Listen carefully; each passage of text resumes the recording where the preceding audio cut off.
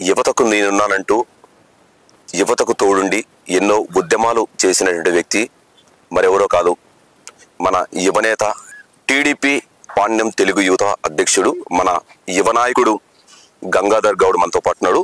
అయితే యువతకు ప్రభుత్వం ఏర్పడిన తర్వాత యువతకు ఎలాంటి ప్రయోజనాలు చేకూర్చారు, దానిపైన తెలుసుకునేటువంటి, ఇంకా విద్యకు కావాల్సినటువంటి వసతులు కానీ ఎలాంటివి చేశారు, లేదా ఈయన గతంలో ఉన్నటువంటి ఇప్పటి వరకు కూడా యువతకు ఎలాంటి ప్రయోజనాలు చేకూర్చారు అనే దానిపైన చర్చించుకునే ప్రయత్నం చేద్దాం. సుపరిపాలన అంటే మీరు ప్రజల్లోకి ముందుకు వెళ్తున్నారు కదా, ఈ సుపరిపాలన గురించి అంటే ప్రజల్లో ఉన్నటువంటి అంటే ఎలాంటి స్పందన వస్తుంది మీకు సుపరిపాలన అంటే? 2024 ఎలక్షన్ల తర్వాత తెలుగుదేశం పార్టీ అధికారంలోకి వచ్చిన తర్వాత ఇప్పటికి సంవత్సరం పూర్తయింది.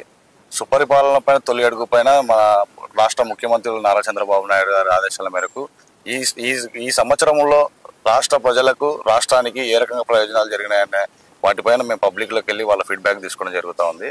అయితే ఈ ఇచ్చిన మేనిఫెస్టో ప్రకారం, మరి తెలుగుదేశం పార్టీ ఇచ్చిన హామీల ప్రకారం ఏదైతే వృద్ధులకు 4,000 రూపాయలు పెన్షన్ ఇస్తామని చెప్పారో అదే ప్రకారంగా మొదటి నెల నుంచే ఇవ్వడం జరిగింది. దాంతోపాటు 3 గ్యాస్ సిలిండర్లు సంవత్సరంలో ఉచితంగా ఇవ్వడం మా మేనిఫెస్టోలో అది కూడా ఒక ముఖ్య భాగంగా ఉన్నది. దాన్ని కూడా ఇప్పుడు 2 సిలిండర్లు కూడా పబ్లిక్కి ఆల్రెడీ పడినాయి, వాళ్ళందరూ కూడా సంతోషంగా ఉన్నారు. దాంతోపాటు తల్లికి వందనం అనేది ప్రతి ఒక్కరూ ఇంట్లో ఎంతమంది పిల్లలకు ఉంటే అంతమంది పిల్లలకి తల్లికి వందనం అందించి విద్యార్థులను చదువుకోవడానికి ఇబ్బందులు లేకుండా వాళ్ళు చదువుకోవడానికి అనుకూలంగా ఉండే విధంగా మా నాయకుడు చంద్రబాబు నాయుడు గారు చెప్పిన విధంగానే గత నెలలో తల్లికి వందనం ప్రతి ఒక్క విద్యార్థికి కూడా పడడం జరిగింది. వాటన్నిటిపైన ప్రతి ఒక్క తల్లిదండ్రుల పేరెంట్స్ కూడా చాలా సంతోషంగా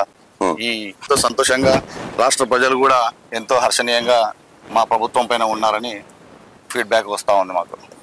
అయితే పథకాలు చంద్రబాబు నాయుడు మామూలుగా సూపర్ 6 అని చెప్తున్నప్పుడు కూడా కొన్ని పథకాలు మాత్రం పూర్తి స్థాయిలో ప్రజలకు అందడం లేదు. అంటే మనము రియల్గా చెప్పుకున్నట్టయితే ఇప్పుడున్నటువంటి బీసీలకు 50 సంవత్సరాలకు పెన్షన్ అందచేయాలి. అయితే యువతకు కూడా జాబ్ క్యాలెండర్ కూడా విడుదల కాలేదు. దానిపైన ఉన్నటువంటి యూత్లో ఎలాంటి ఆకర్షణ ఉంది అంటే, యూత్ మీ పైన తెలుగుదేశం వస్తే జాబులు వస్తాయి, చంద్రబాబు వస్తే జాబ్ వస్తాయనే విధంగా ఉన్నటువంటి యూత్ని ఏ విధంగా సాటిస్ఫై చేస్తారు మీరు? ఖచ్చితంగా ఇది చంద్రబాబు నాయుడు గారు ఏదైతే 5 సంవత్సరాలు 20 లక్షల ఉద్యోగాలు నారా లోకేష్ గారు చెప్పిన విధంగా 5 సంవత్సరాల్లో 20 లక్షల ఉద్యోగాలు ఇస్తామని చెప్పిన మాట ప్రకారమే ఈరోజు గడిచిన సంవత్సరంలోనే 6 మేనిఫెస్టోలో ఈరోజు అనేక రకమైన పథకాలన్నీ ఇవ్వడంతో పాటు విద్యార్థులకైతేనేమి, మరి అదేవిధంగా యువతకు ఉద్యోగ అవకాశాల్లో భాగంగా రాష్ట్రంలోకి అనేక రకమైన కంపెనీలు పెట్టుబడి పెడతా ఉన్నాయి. వాటన్నిటిలో కూడా విద్యార్థులకు ఖచ్చితంగా ప్రత్యక్ష అనేక రకమైన ఉద్యోగ అవకాశాలు కల్పించడానికి నారా చంద్రబాబు నాయుడు గారు, అదేవిధంగా మన కర్నూలు నియోజకవర్గ పారిశ్రామిక మంత్రి టీజీ భరత్ గారు, మా నియోజకవర్గం ఎమ్మెల్యే చరితమ్మ గారి ఆధ్వర్యంలో కూడా జాబ్ మేళాలు కూడా నిర్వహించి దాదాపు పాణ్యం నియోజకవర్గంలోనే ఇప్పటికే దాదాపు 3 నుంచి 4 వేల మందికి ప్రత్యక్షంగా పరోక్షంగా అనేక కంపెనీల్లో కూడా ఉద్యోగాలు ఇప్పించడం జరుగుతూ ఉంది. ఇదే విధంగా కొనసాగుతూ ఇప్పుడు గడిచిన సంవత్సరంలోనే ఈ విధంగా మేమందరికీ ఈ రకంగా జాబ్ మేళాలు పెట్టి ఎక్కడెక్కడ విద్యార్థులకు అవసరమైనటువంటి ఉద్యోగ ఏ రకంగా వాళ్ళ క్వాలిఫికేషన్ బట్టి వాళ్ళకి ఏ దాంట్లో ఎలిజిబిలిటీ ఉంటే వాళ్ళకి ఇప్పించడం జరుగుతూ ఉంది. దాని ప్రకారమే రాబోయే ఇంకా 4 సంవత్సరాల్లో కూడా ఖచ్చితంగా 20 లక్షల ఉద్యోగాలు మా నాయకుడు నారా లోకేష్ గారు చెప్పిన విధంగా ఖచ్చితంగా చేస్తామని కూడా మాకు ఖచ్చితంగా నమ్మకంగా ఉంది. యువతకు మీరు ఇస్తున్నట్టు టీడీపీ ఇస్తున్నట్టు సందేశం ఏంటి? అయితే యువతలో చాలా ఉన్నటువంటి ప్రాబ్లం చాలా ఉన్నాయి. అంటే విద్య పైన కావచ్చు, అంటే హాస్టల్లో ఉన్నటువంటి వసతులు కావచ్చు, దృష్టి సాధించలేదని విద్యార్థుల సంఘాలు ఇప్పటికీ ఏవైఎఫ్, ఎస్ఎఫ్ఐ విద్యార్థి సంఘాలు ఆందోళన చేస్తున్నాయి. అవన్నీ ఖచ్చితంగా సత్యపరచాలి. ఎందుకంటే విద్యా విభాగంలో పెను మార్పులు తీసుకొచ్చింది ముఖ్యంగా నారా లోకేష్ గారు. ఈరోజు మనము ఒక స్కూల్కి వెళ్ళి మధ్యాహ్న ఆహార పథకాన్ని ఒకసారి తీసుకుంటే ఈరోజు సన్న బియ్యంతో చాలా నాణ్యమైనటువంటి ఆహారాన్ని వాళ్ళకి అందజేయడం జరుగుతూ ఉంది. అదేవిధంగా వాళ్ళకి యూనిఫామ్స్ కానీ, బ్యాగ్స్ కానీ, ఈ తల్లికి వందన పథకం ద్వారా వాళ్ళకి డబ్బు అందించడం కానీ, విద్యార్థులకు ఎటువంటి సౌకర్యాలు హాస్టల్స్లో కానీ లేదంటే గవర్నమెంట్ పాఠశాలల్లో కానీ ఎటువంటి ఇబ్బందులు లేకుండా చూసుకుంటూ ఈరోజు రాష్ట్రంలోనే తెలుగుదేశం పార్టీ అన్ని రకాలుగా విద్యార్థులను ఆదుకుంటుందని కూడా ప్రజలందరూ కూడా హర్షణీయంగా ఉన్నారు. ఈ ఎవరైతే అసత్య ప్రచారాలు చేస్తున్నటువంటి వీళ్ళు ఉన్నారో ఒకసారి వెళ్ళి ఏదైనా ఒక పాఠశాలలో తీసుకొని ఒక మధ్యాహ్నం ఒక పూట భోంచేసి వస్తే వాళ్ళకు కూడా తెలుస్తూ ఉంది ఏ రకంగా స్కూల్లో పెను మార్పులు జరిగినాయి, ఏ రకంగా విద్యా విధానాలు ఏ రకంగా ఉన్నాయి. మరి నారా లోకేష్ గారు యూనిఫామ్స్ దగ్గర నుంచి, బుక్స్ దగ్గర నుంచి, టీచింగ్ దగ్గర నుంచి ప్రతి ఒక్కటి, ముఖ్యంగా ఆయన విద్యాశాఖ మంత్రిగా, ఐటీ శాఖ మంత్రిగా ఉన్నప్పటికీ కూడా రెండు శాఖలను చూస్తా కూడా రెండు బ్యాలెన్స్ చేస్తూ ఈరోజు విద్యార్థులకు మంచి భవిష్యత్తు కోసం రాష్ట్రంలో తెలుగు వారు ఎక్కడున్నా కూడా ఖచ్చితంగా మంచి విద్యాభ్యాసం చేసి వాళ్ళు మంచి అభివృద్ధి పదంలో ముందుకు పోవాలనే ఉద్దేశంతోనే ఈరోజు నారా లోకేష్ గారు విద్యార్థులు చాలా పెను మార్పులు తీసుకురావడం కూడా జరిగింది. ఇప్పుడు ఉన్నటువంటి ఈ యువతకు సంబంధించినటువంటి మన అధ్యక్షుడు, జిల్లా అధ్యక్షుడు సంబంధించి అనంత శ్రీరామ్ గురించి మీకున్నటువంటి బాండింగ్ అంటే ఒక సందేశాలు ఇస్తూ వీళ్ళని కలుపుకొని పోయేటట్టు కార్యక్రమాలు ఏమైనా చేస్తున్నారా? రాష్ట్ర అధ్యక్షులు శ్రీరామ్ గారు మరి ఖచ్చితంగా మాకు 175 నియోజకవర్గాల్లో తెలుగు యూత్ అధ్యక్షులతో పాటు జిల్లా అధ్యక్షులు అనేటువంటి ప్రతి ఒక్కరిని ఖచ్చితంగా వాట్సాప్ గ్రూపుల్లో కానీ లేదా ఫోన్ల ద్వారా కానీ ఖచ్చితంగా ఆయన మాకు దిశానిర్దేశం ఇవ్వడం జరుగుతూ ఉంది. రాష్ట్రంలో ఎక్కడైనా విద్యార్థులకు సంబంధించి ఎటువంటి ఇబ్బందులు ఉన్నా, ప్లస్ ఏదైనా ఉద్యోగ ఉపాధి అవకాశాల కోసం ఎవరన్నా మన విద్యార్థులకు అవకాశాలు ఉన్నా కూడా వాటన్నిటి పర్సనల్గా తీసుకొని మన నారా లోకేష్ గారితో మాట్లాడి కూడా వారికి ఏదైనా సహాయ సహకారాలు, చదువుకునే వారికి సహాయ సహకారాలతో పాటు ఉద్యోగ అవకాశాలు కూడా ఏదైనా ఉంటే కూడా పర్సనల్గా కూడా ఆయన తీసుకుని డేటా తీసుకొని వాళ్ళకి జాబ్స్ ఇప్పించే ప్రాసెస్ కూడా జరుగుతూ ఉంది.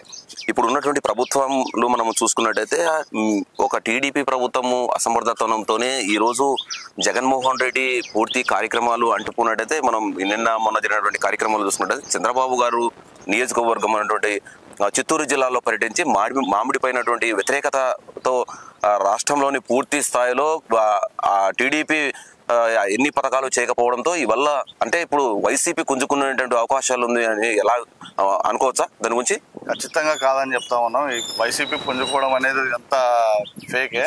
ఎందుకంటే వారు గతంలో వాళ్ళకి ప్రజలు 151 సీట్లు ఇచ్చి వాళ్ళకి అధికారాన్ని కట్టబెట్టడం జరిగింది. అయితే వారు ఈ రోజు 11 సీట్లకు పడిపోవడానికి కారణం ప్రజలు ఏ రకంగా ఆదరించారనే విషయంలో ఇదొకటి ఖచ్చితంగా కళ్ళెదుట కనిపిస్తున్న నిదర్శనం. 151 సీట్లు ఇచ్చినప్పుడు పరిపాలన ఏ విధంగా మీరు ఖచ్చితంగా మంచి పరిపాలన పెంచుంటే ఈ రోజు 11 సీట్లకు పడిపోయేది కాదు. ప్రజలు మా వైపు ఉన్నారు.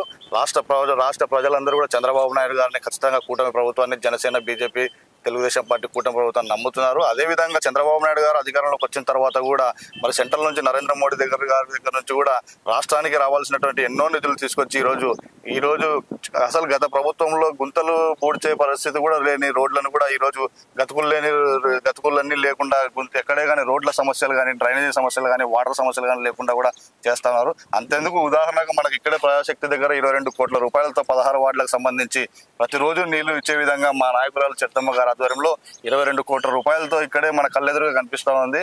మరి ఈరోజు ప్రతి 16 వార్డులకు కూడా నీళ్లు అందించే విధంగా రాష్ట్రం అభివృద్ధి కోసం ప్రతి ఒక్కరు కష్టపడుతున్నారు.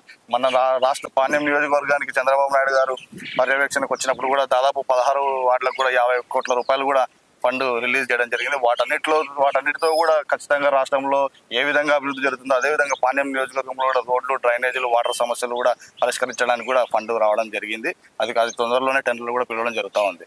ఇవన్నీ వైఎస్ఆర్సీపీ ఏదైతే మామిడి తోటలకి ఆల్రెడీ 250 కోట్లతో దానికి ఒక ప్రణాళిక సిద్ధం చేయడం జరిగింది. అయితే వీళ్ళు గుమ్మడికాయల దొంగ అంటే భుజం తడుకునే విధంగా వీళ్ళు ముందే ఇట్లా ఏం జరగకముందే వాళ్ళే 2 ట్రాక్టర్లు మామిడి పండ్లు తెచ్చి రోడ్ల మీద ఇస్తారు. రైతుకు మేలు చేసేవాడు ఎవడైనా కానీ వాళ్ళకి గిట్టుబాటు ధర కోసం పోరాటం చేయొచ్చు, లేదంటే ప్రభుత్వం మీద ఏదైనా అడగొచ్చు. కానీ పండించిన పంటను ఏదైతే రోడ్డు మీద తొక్కడం అనేది వైఎస్ఆర్సీపీ ప్రభుత్వానికి, వైసీపీ నాయకులకే సాధ్యం తప్ప ఇది ఎవరికి సాధ్యం కాదు.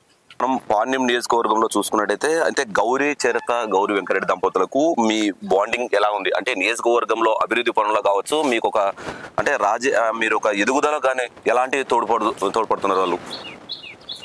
గౌరవ చరితమ్మ గారు అదేవిధంగా గౌరవ వెంకటరెడ్డి గారి ఆధ్వర్యంలో 2019, 2024 వరకు మేము కంటిన్యూగా గతంలో పోటీ చేసి ఓడిపోయినప్పటి నుంచి కూడా గడిచిన వైసీపీ ప్రభుత్వంలో 5 సంవత్సరాలు కూడా మేము చరితమ్మ గారితో ఆమె అడుగుజాడలు నడవడం జరిగింది. వాళ్ళు ఇచ్చిన ఏదైతే మాకు కార్యక్రమాలన్నింటినీ కూడా మేము 100% సక్సెస్ చేస్తూ మరి అదేవిధంగా పాణ్యం నియోజకవర్గంలోని 4 మండలాలు, అర్బన్ వార్డులో ఉన్నటువంటి 16 వార్డులలో కూడా ప్రతి ఇంటికి మా నాయకురాలు ఏ విధంగా అయితే తిరిగిందో అదేవిధంగా మేము ఆయనకు వెంట ఉండి తోడుగా ఖచ్చితంగా వాళ్ళు చెప్పిన విధంగానే మేము అన్ని రకాలుగా సహకరిస్తూ, వాళ్ళు మాకు సహకరిస్తూ, అర్ధరాత్రి ఏదైనా సమస్య వచ్చినా కూడా వాళ్ళు మాకు పలికే విధమైనటువంటి నాయకులు, మా నాయకులు గౌరవ వెంకటరెడ్డి గారు కానీ, చెత్తమ్మ గారు కానీ, వారు ఈరోజు మాకు అన్ని రకాలుగా మేము యువత పరంగా మేము ఏ రకంగా ముందుకు పోవాలన్నా కూడా వాళ్ళు మమ్మల్ని ఎంకరేజ్ చేస్తూ రాజకీయాల్లో మాకు ఒక స్టెప్ మెట్టు ఎక్కే విధంగానే మాకు వాళ్ళు వ్యవహరిస్తున్నారు. అంతేకాకుండా నాతో పాటు పనిచేసినటువంటి తెలుగుదేశం కేడర్ అందరికి కూడా వారు ఎంతో బూస్టప్గా ప్రతి కార్యక్రమంలో వాళ్ళు ఇన్వాల్వ్మెంట్ చేసుకుంటూ చిన్న పెద్ద అని తేడా లేకుండా ప్రతి ఒక్కరిని ప్రేమగా ఆప్యాయతగా పలకరిస్తూ ప్రతి ఒక్కరిని కలుపుకుంటూ పోయే విధంగా మా నాయకులు ఉండడం మాకు నిజంగా కూడా చాలా సంతోషంగా ఉంది.